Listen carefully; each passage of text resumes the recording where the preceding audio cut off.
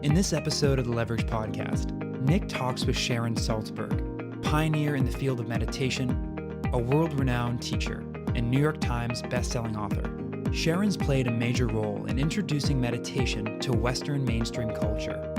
Listen in as Sharon shares her journey in finding meditation, some of her own meditation techniques, and her thoughts on the different meditation apps and equipment available.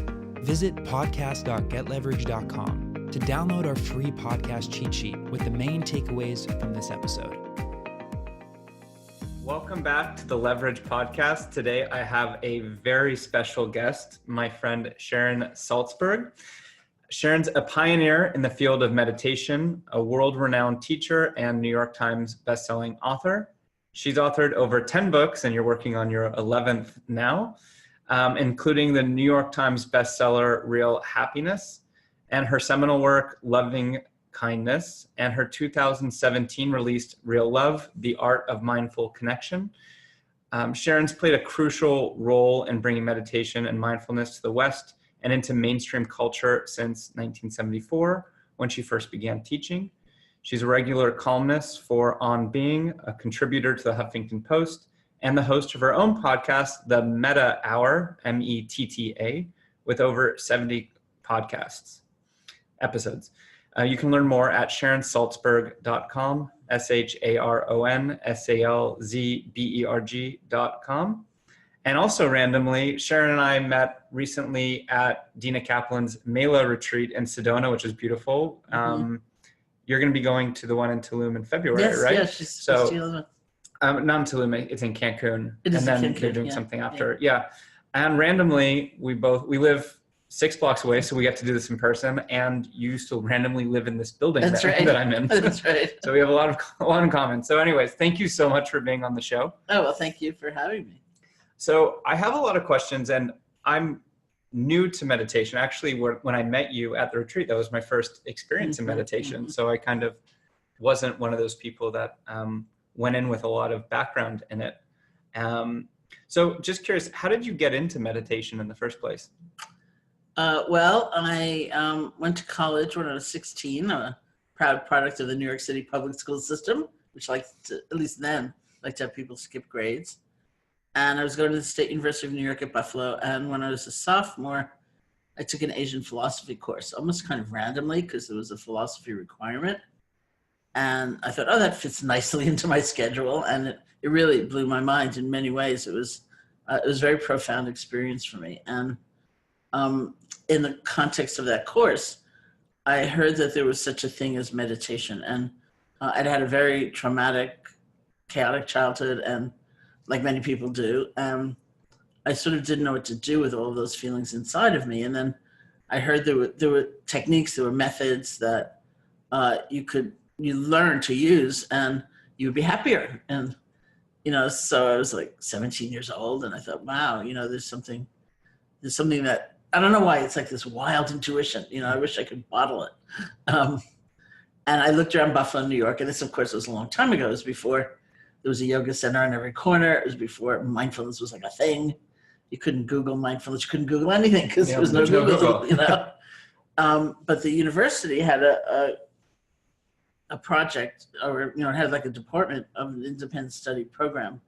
And if you created a project that they liked, you could go anywhere in the world theoretically for a year and then come back and do your final year. So I just created this project. So I want to go to India and study meditation. I was just talking to these people the other day, said, why did you choose India? And I said, I was so naive. I didn't know it wasn't a Buddhist country. Like it hadn't been in 2,000 years or something, And I was really Buddhism that I was drawn to. It just seemed kind of clean and clear to me. And so I went off to India with my student loans and my, scholarships, and began searching. So were you just surprised when they're like, you came to the wrong place? You're right. It's like, oh, look at that. Oh, of course it was the right place, but it took a little while. Yeah. It actually did. Gotcha. And so what is your current practice with meditation? Do you meditate every day? How long? And how do you find time to meditate in between? I mean, you're doing a lot of teaching, you're writing an 11th book, you live in New York, which is much noisier than what you would, it's not like at the top of a mountain with noise. So Like how do you meditate and how often, and what's your path to meditation? Well, officially, I actually live in Barre, Massachusetts. That's where I vote. That's where I have a retreat center. I co-founded the Insight Meditation Study. I do have a sublet apartment in New York, which is for a long time was in this building, you know. We were talking before about the doorman and right, the lobby. It's really different. I meditate every day. I realized pretty early on that that was a hard thing to do, and that I had a lot of self-judgment, for example, which was keeping me from doing that. Like even living in India, I wasn't always on intensive retreat, and I had habits like, you know, when things felt good, I felt serene, I felt peaceful.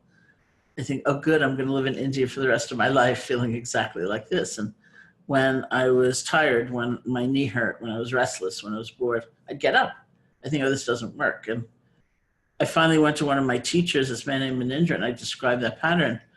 And he said to me, for you, I have one piece of advice, and that is just put your body there. Like every day, just put your body there. And some days it'll feel one way, and some days it'll feel another. And that kind of very caustic self-judgment was holding me back. And because it's a sort of a mystery anyway, you don't always see clear evidence like day 2 feels better than day 1. You got to kind of hang in there a while. And so I developed the habit of a daily sitting. And I also realized that for my kind of mind, it's much better to have it be a daily sitting. That if I thought I'm going to sit 3 days a week, and sit is also symbolic. It might be walking, it could be any posture, but some devoted period, you know, dedicated period. If I thought I was to do that 3 days a week, it'd be Monday, and I think, oh, I'll start Wednesday. And it'd be Wednesday. I'm like, I'll do it 3 times on Saturday, you know, and I would never do it. But every day is like every day. So I try, my goal would be like 40 minutes. If it's 5 minutes, I'm okay, actually. It's just the everydayness of it. Interesting. That I think really supports me. And because I know several practices at this point. I also have practices I try very explicitly to bring into the day. Like when I sit, I usually do a kind of mindfulness practice, an open awareness practice, or sometimes just with the breath to get a little more centered, but often it's like just this open awareness practice. I tend to try to do loving kindness or compassion practice when I'm walking around. I have a resolve actually to do it whenever I'm waiting. So that would be like the silent repetition of certain phrases, like buying something in the store, looking at the clerk and thinking, may you be happy, may you be peaceful. So it's like a generosity of the spirit practice. It's an offering like that. And so walking down the streets of New York, the same thing. And sitting on the subway, the same thing. And it's tremendous fun. And it's outrageous too, because you never know who you're going to encounter. So that is a form of meditation. If you're in a store and you're thinking those things about the cashier. Right. Gotcha. I think there's a lot that people, I mean, speaking for myself, where I didn't realize there were all these different forms of meditation. You know, when you think about meditation, it's you're sitting on a cushion with your eyes closed and with your legs in a certain position. But even at the retreat, I learned from you that you could be laying, you could be standing, you could be walking, you could be walking eyes open, buying a candy bar. Right. So there's a lot of different things that are actually meditation, and I think that a lot of people don't realize that. Yeah. Well, I found also, you know, some people, especially these days, they tend to want to rely on those daily experiences, not so much a formal period, even for 5 or 10 minutes. And but again, for me, you know, and we all work off of what we find works for us.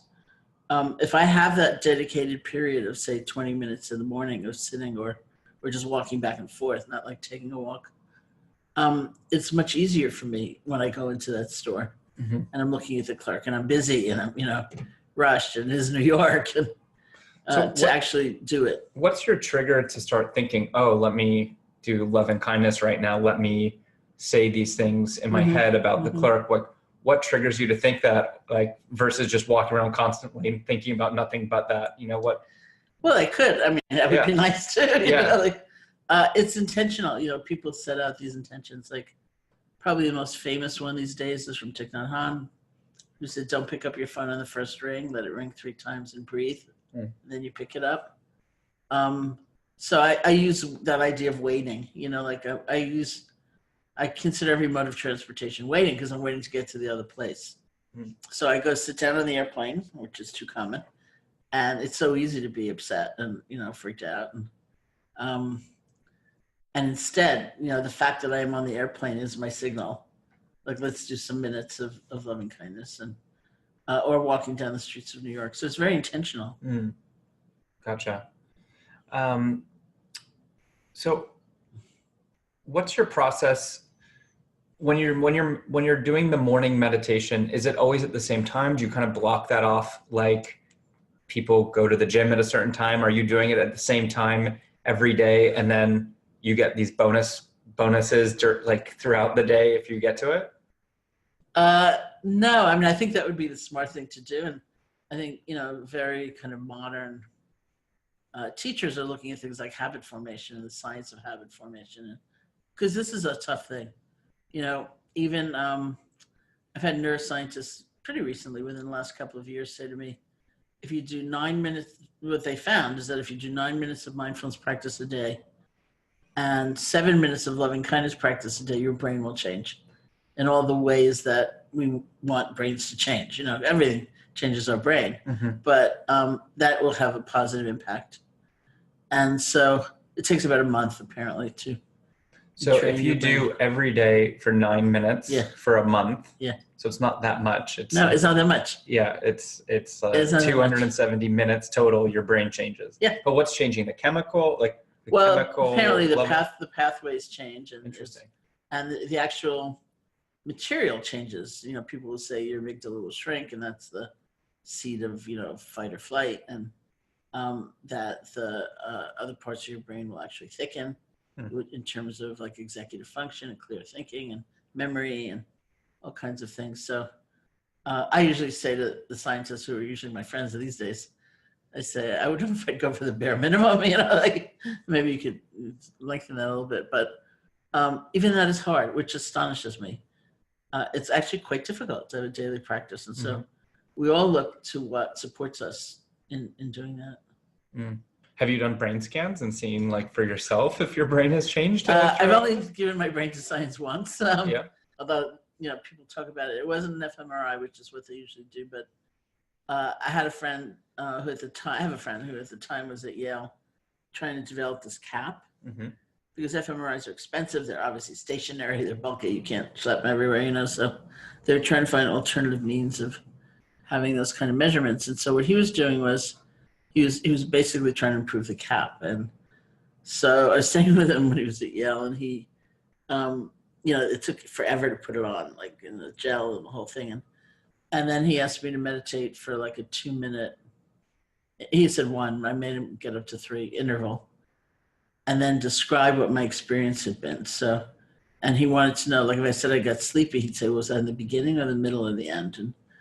And then after I would describe it, he would spin the computer around, and I would see how my brainwaves had mapped to my description. And it was astonishing. It was interesting. It was really close. And what is he trying to do with that experiment or that data? Like, what is he going to do? Well, I mean, it was really, first I couldn't get the thing to work because it was something that, and I said, I think my brain broke your cap. Yeah, you blew it off. And he said, I hope not. It's like a $60,000 cap, but as one example, we had, they want to know what they're testing for, what they're looking for. And because I was staying with him the night before, we'd had a whole discussion about this quality called equanimity, which is very hard to test for. What is that? Equanimity means like balance or peace. And the idea is that in meditation, which is not most people's idea, but it's actually the way it works, you might have a lot going on. You might have torrents of thinking. You might have very difficult emotions, but you don't have to be all disrupted by them. There could be more a sense of spaciousness and ease as they're moving through. So that's equanimity. And so we'd had this conversation the night before, and then the cap was working finally, and he was doing these things for like 45 minutes in these little bursts. And then there was this period where I was thinking, gosh, he said to me that if I get up, like if I take a break, it's over. They can't plug me in again, and I'd really like it to stop. But here I am. It's a $60,000 cap, and so it was a lot of thinking, and it was kind of restless, agitated thinking. But it was after 45 minutes, basically, of practice. I felt pretty peaceful.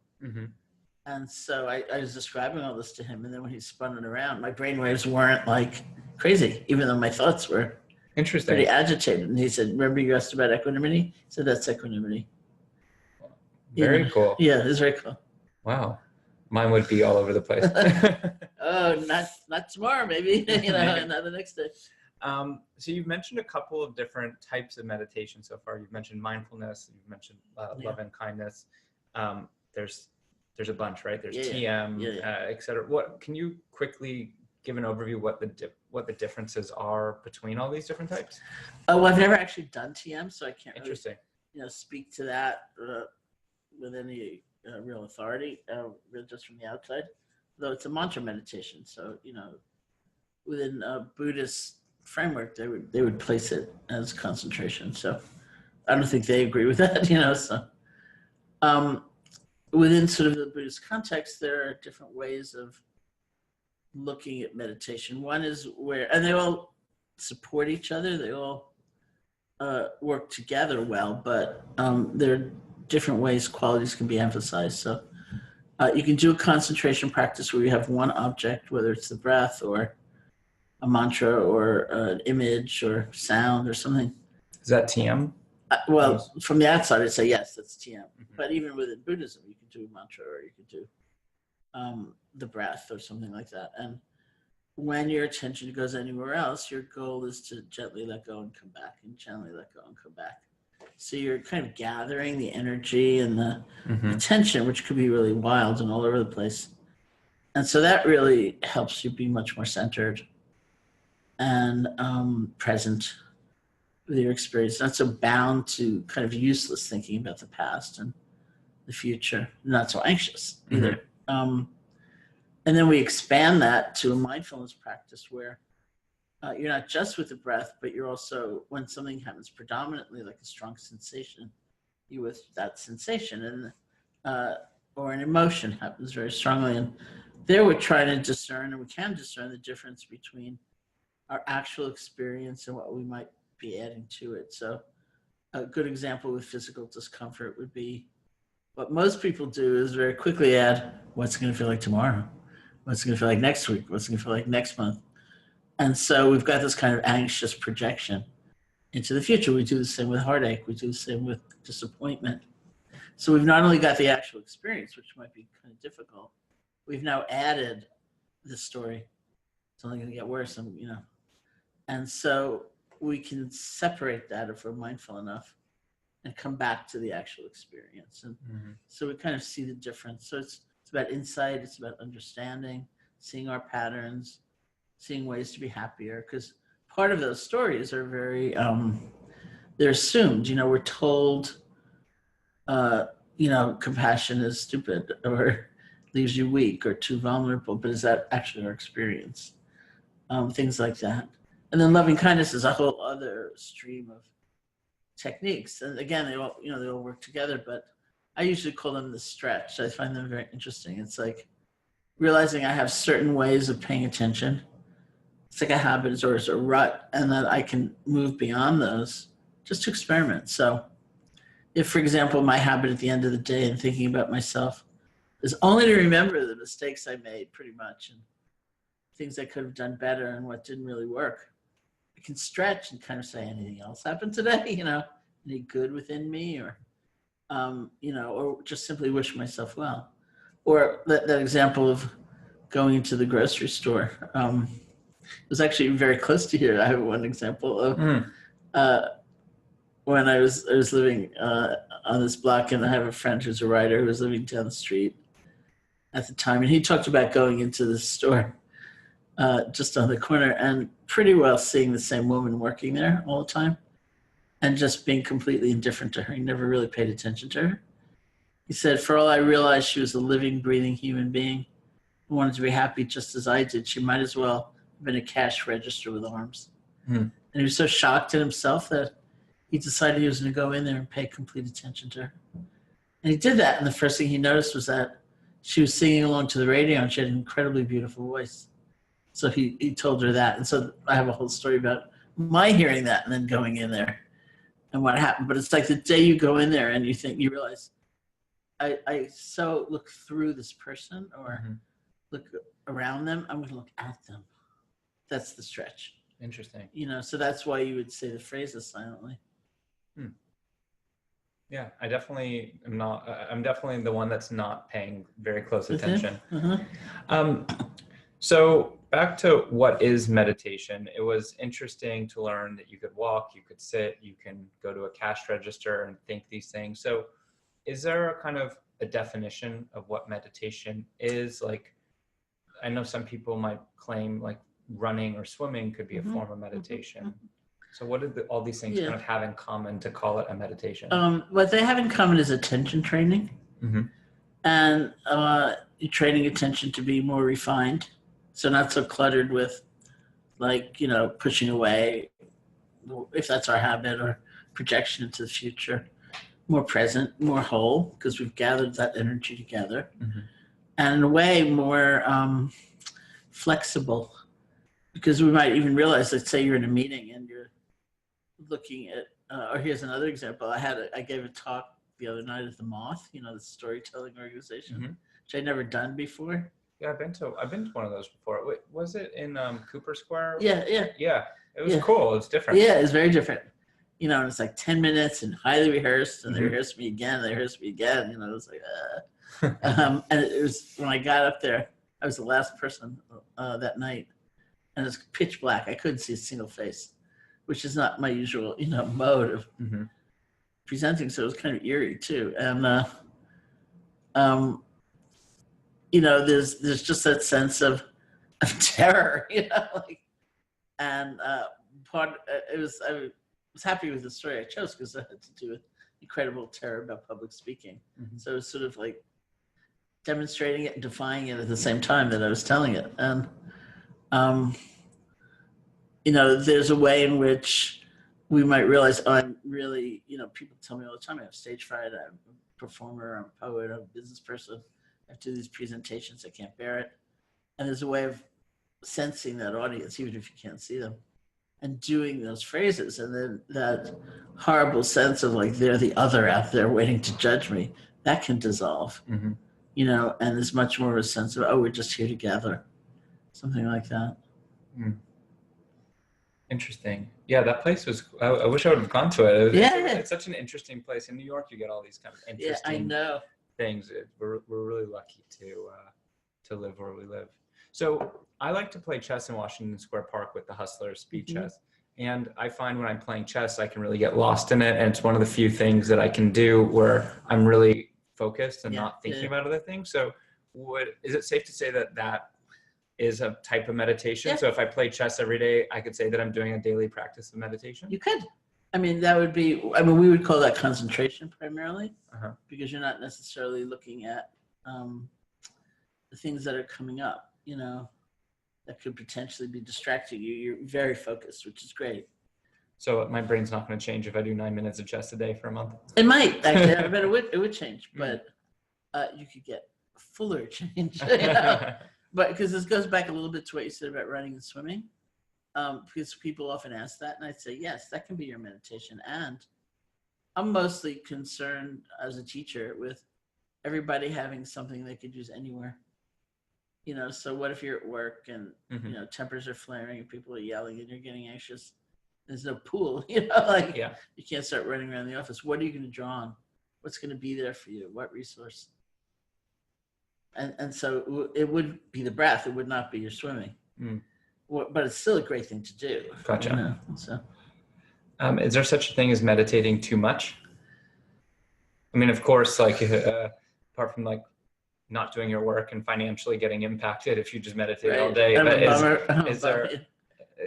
could there be negative repercussions if you go beyond a certain point? I think there can be negative repercussions. I don't think they're exactly I don't think that's a causal relationship. Right. I think people have a lot of ideas. I certainly did, about what meditation is and what it isn't. And sometimes those ideas are pretty off in some way. And people will say, oh, I tried that once, I failed at it. And they'll say, what makes you think you failed at it? And they'll say, well, I couldn't stop my thoughts. I couldn't make my mind totally blank. I couldn't have blissful feeling. I couldn't keep anxiety from arising. And we don't believe you can ever fail at it, because the point isn't to make a certain thing happen, but to relate differently to whatever is happening, with more balance, with more kindness, with more presence, and so on. So, I mean, there is certainly a kind of social pressure these days where you'd like to say to your friend, oh, it was like a bliss, and then it was so peaceful, and it was so wonderful. Is that the final goal? Is that a goal for people No. to eventually, if you practice enough, you will be able to do that? Or that's not? To do it, to be in bliss? Yeah, to have like a blank thought. No. No? No. I mean, if you think about what we bring to any moment in terms of the environment we're creating, in contrast to what's arising in that environment, we're really working on the environment. So sometimes beautiful, wondrous, great things happen for us, and we don't even take them in, right? We're either so distracted or we're fixated on what should be happening, and it's not quite enough. It's like now I'm thinking, I really love this neighborhood. I should try to move back here into this very building, Suddenly my apartment, which, 45 minutes ago I loved, is not enough.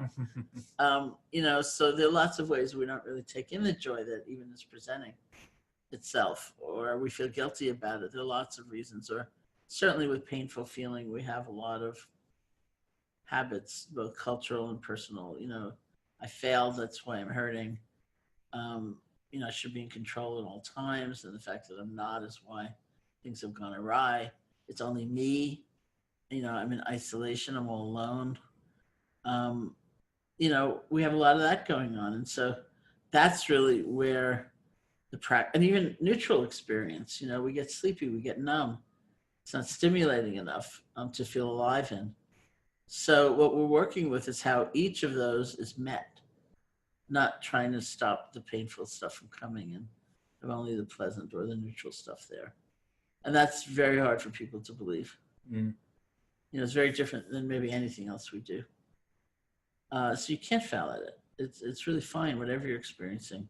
But it's work, to like really change the way we relate to all of it.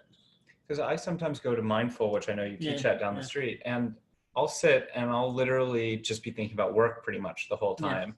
And I'll leave the meditation and I won't have remembered anything that the instructor had said. I'll have pretty much nonstop just thought about work, maybe very few moments not think about work. And then I'm leaving wondering, can I check that off as, did I meditate today or not? Because, I was just thinking about other stuff the whole time. So you can check it off. Okay. Okay, thanks. I got the stamp of approval. And it also can, a lot often happens that without even realizing it, it's like maybe there are more moments of stepping back from being lost in the thinking. The thinking may still be there, but there's more space. And we don't tend to count those moments because the thinking was there, but those are good. I just figure 30 minutes away from my phone is, there's a benefit to that. There's that too, it's true. Why is meditation now? I mean, it's becoming more popular now. I guess the West has helped with that. But do you think that it's all positive, that it's gotten so popular and that the West has gotten it popular? Or do you think that there's some aspects where it's taken out some of the original aspects and authenticity of what meditation is supposed to be? I think it's good. I'm really, I feel very positive about it. It's outrageous. I can't understand it, because I do have friendships now with lots of neuroscientists who are studying meditators, and I often say, what happened? I don't get it. It can't just be the research. Because the research has barely begun. It's not even, a neuroscientist I was talking to recently told me that in some period of time, studies about the efficacy of like running, there were like 300,000 studies. And in the same period of time, in terms of meditation, there were 10,000 studies. It's barely begun. And a lot of what you read is inaccurate anyway, with the media just getting very excited or something. And, or presumably the scientists aren't that excited. They're more detached, but, it's outrageous. I don't understand it. I like, because I find myself in these places that, like, really, they're interested in meditation too, and they're interested too. And I think it's wonderful. I think there will be a lot lost because It's the nature of things. It's the nature of America. It's the nature of competition. And, I keep reading that mindfulness is like, I don't know, like a $2 billion industry. And I keep thinking, where? Where is all that money? But I think the people who are trying to provide this service will land in lots of different places, and it'll go on. I think the accessibility is amazing. I was 18 when I went to India. I never even been to California before. Yeah, it's crazy. And it's crazy and it's scary as hell, and I think, isn't that great? You don't have to do that. If you didn't go down that path, like when you first entered college, what were you where were you thinking you were going to be landing in terms of career? When I was a child, if somebody asked me what I wanted to be when I grew up, I'd say a playwright. I'm not even sure I know what a playwright is. So I recently interviewed a playwright for my podcast. I was very excited, it's a real thing. Probably I would have said I would want to be a writer. Well, you are a writer. Yeah, but that took a long time. My first book came out in 95. Gotcha. Have you ever tried some of these apps that people use, or that headband, the what is it called, the Muse? Muse, or something? Yeah. Have you tried any of these, or?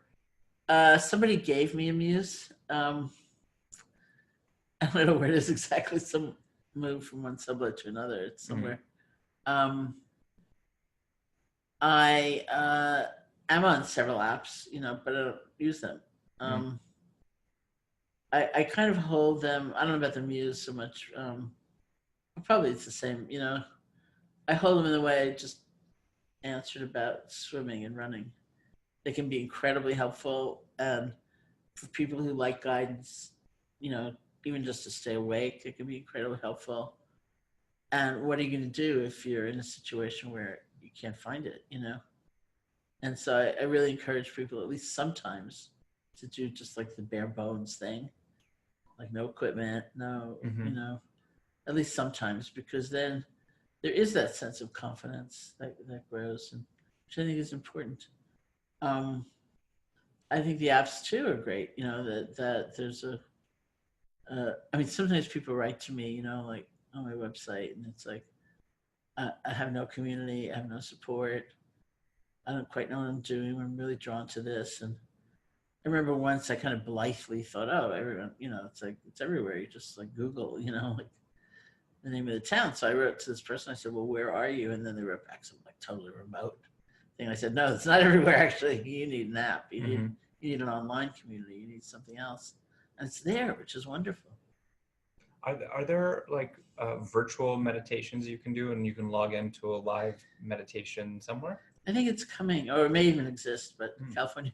Well, yeah. New business idea. Yeah. No. I think it is coming because people are trying.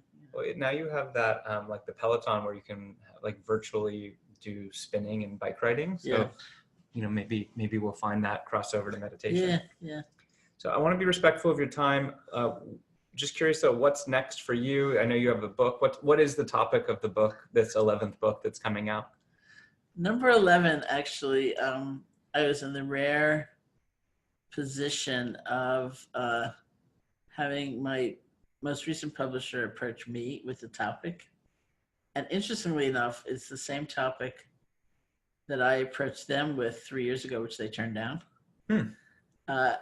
And they preferred me to write a different thing, which is book number 10, which is called Real Love. But the topic in general is mindfulness, loving kindness, and social change. How the cultivation of these qualities can affect really one's life in the world, and certainly movements in terms of trying to make the world less painful for a lot of people. So I had proposed this book 3 years ago, and they turned it down. So when they called me this time, I said, the same book you turned down. Yeah, the retainer just went up. And he said, it's a different world now. Yeah. So I thought, okay, I'll do it. So. Very cool. So where can people find out more about you? Really, SharonSalzberg.com is the best place till I hit virtual reality, which is then I'll be everywhere. And I guess also they can find out more or see you, and I'll be there too at Dina Kaplan's event in February. She gave me the link. It's thepath.com/ Mela Apply, MELAAPPLY. Really, really awesome retreat. And it was so nice meeting you there and spending the weekend with you. And I'm really excited to do it in February. Yeah, thank you. I've never been to Mexico, so it'll be kind of interesting. Have you been to California yet, though? I've been to California. So you checked that one off. Good. All right. Well, thank you so much for being on. Well, thank you. Thanks for tuning in to this week's episode of the Leverage Podcast. Head on over to podcast.getleverage.com to download our free PDF with the main episode takeaways on meditation with Sharon Salzberg.